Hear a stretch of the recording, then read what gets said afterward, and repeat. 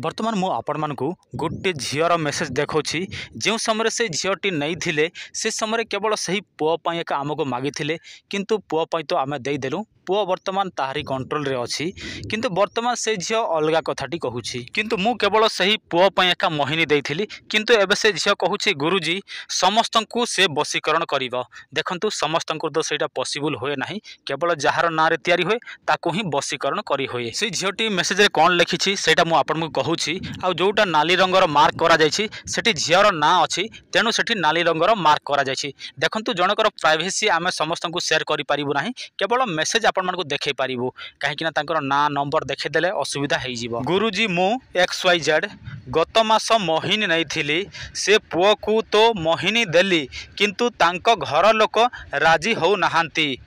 हाँ जे मु केवल से पुओ पाई देइथिली हाँ गुरुजी पुओ तो दिने न देखिले पागल परी होउछि